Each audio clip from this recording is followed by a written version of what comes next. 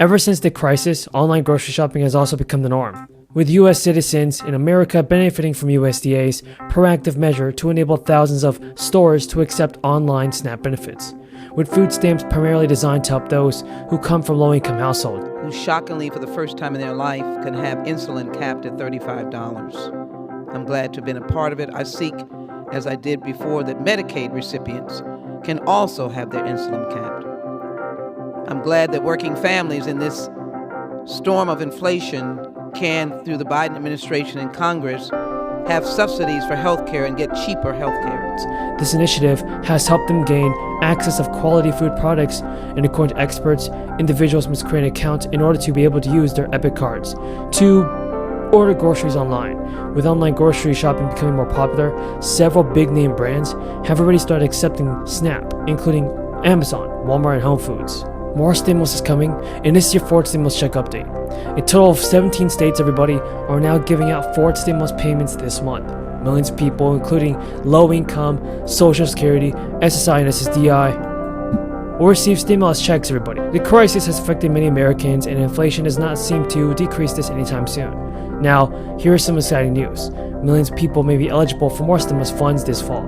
Taxpayers in more than a dozen states can qualify to receive stimulus checks, tax rebates, or relief payments through special programs launched this year. Each participating state has its own criteria of the payments, which are being financed mostly by tax revenue surpluses. These payments are in addition to help the IRS refunds that are going out swiftly this month. And don't forget this, everybody. Many of the programs have already been sending out money to eligible people, but there are still plenty of payments to be made. Colorado's cashback tax rebate was signed into law in late May, setting aside $750 for individual filers and $1,500 for joint filers. According to the state's Department of Revenue, the rebates will be automatically issued by qualifying Colorado residents. If you already filed your Colorado state income tax return, you don't have to do anything else. Unfortunately, the deadline to file a state return and qualify for the rebate was June 30th. But extended filers who meet a deadline of October 17th will receive a refund by January 31st, 2023. And now most filers will receive their money in the form of direct deposit. However, California is actually one of the states to send out 2 rounds of stimulus. It's providing tax refunds of up to $1,000 to eligible taxpayers this fall. Payments are being issued between October 22nd and February of 2023, so residents qualify for the refund if they file their 2020 state tax return by October 15, 2021, and meet the adjustable gross income limits. If you file jointly, everybody, or as a head of household and make less than $500,000 a year, you're eligible for at least $200.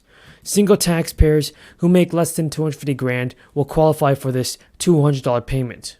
I thank the chairman again for yielding. I just want to make clear once again that this bill does not appropriate money to the FTC, and I think the chairman of the Judiciary Committee and I will continue to advocate for more funding, but this is not an appropriations bill. The ultimate decision about whether money will be appropriated to the FTC or the Department of Justice will be made, like every other appropriation, by the members of the Congress of the United States after a robust debate, and the Congress will decide. This generates revenue. It makes certain that big mergers are paid for by gigantic near monopolies or big corporations, not by our constituents, and it lowers the price for merger reviews on smaller transactions. So that's all it does.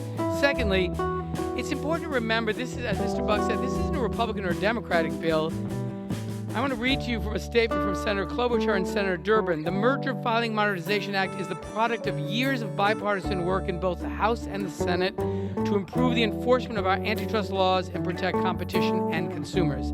This package of bills will update merger filing fees and help ensure that the federal antitrust agencies can be properly funded, that information on foreign subsidies is made available to federal enforcers, and that state antitrust enforcement can proceed more efficiently and without needless delays. And I also have a statement from Senator Lee, Senator Cotton, Senator Grassley, Republicans in the Senate, who say, and I quote, "This package represents a strong bipartisan consensus approach to strengthening enforcement of the federal antitrust laws against both big tech and other bad actors." So this is widely supported by Republicans Republicans and Democrats in both chambers, and I think it's an example where we can work together collectively to respond to a serious problem, the consolidation of economic power. You know, antitrust is important because we know competition is the single greatest driver of innovation. Without competition, you don't have innovation. And innovation produces more choices. The gentlewoman from Connecticut reserves. The gentlewoman from Texas is recognized. I yield to the gentleman from Virginia, Mr. Good, for 2 minutes. The gentleman from Virginia is recognized for 2 minutes. Thank you, Mr. Speaker. Thank you, Ranking Member Granger. The preamble to the Constitution states that its purpose is in part to secure the blessings of liberty to ourselves and to our posterity. Are we doing that today? This legislation represents Congress at its worst. We're voting to let government funding expire on December 16, just days before dozens of Democrats are fired by the voters on November 8. But before this Congress adjourns and new courageous conservatives are sworn in, Congress wants to stick it to the American people one more time. The funding for 2023 and beyond should reflect the will of the people and how they vote on November 8 when they reject the policies under which they are suffering today. No Republican should have in the Senate, and no Republican in this House, and even those on the other side, should give 1 more cent to a government that doesn't care about our border, but wants to spend $12 billion more to fund to secure the border of Ukraine. We should not fund a government that is allowing an invasion across our southern border and is giving hundreds of millions of dollars to the countries that are facilitating that just south of our border. We should be cutting our spending and not increasing inflation by more massive spending as reflected in this package today. We should support American energy production, not The gentleman from Texas reserves. The gentlewoman from Connecticut is recognized. Mr. Speaker, I yield 2 minutes to the gentleman from New Jersey, the chairman of the Energy and Commerce Committee, Mr. Pallone.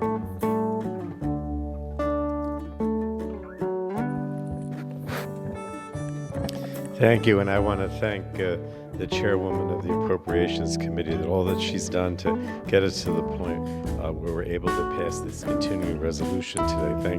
Thank you, Chairwoman. In June, House Democrats and Republicans came together to pass by an overwhelming supermajority a sweeping package of reforms at the Food and Drug Administration. That bipartisan legislation would strengthen the integrity of the Accelerated Approval Program, foster innovation, improve clinical trial diversity, and reauthorize the agency's medical product user fee programs. Those user fee programs help fund FDA reviews for safety and efficacy of drugs and medical devices. While the House completed its work in June, the Senate failed to act. As soon as we passed our legislation through the House, I reached out to Ranking Member Rogers and the Democratic and Republican leaders of the Senate Health Committee to begin bipartisan, bicameral conversations to come to an agreement on a package of mutually agreeable FDA reforms. After weeks of negotiations, our talks hit a temporary roadblock with Senator Burr, the Republican ranking member of the Senate Health Committee, but we stayed at the table, and eventually the negotiations were fruitful. We were able to come together to find common ground across several meaningful policy areas. Unfortunately, despite this progress, Senate Minority Leader McConnell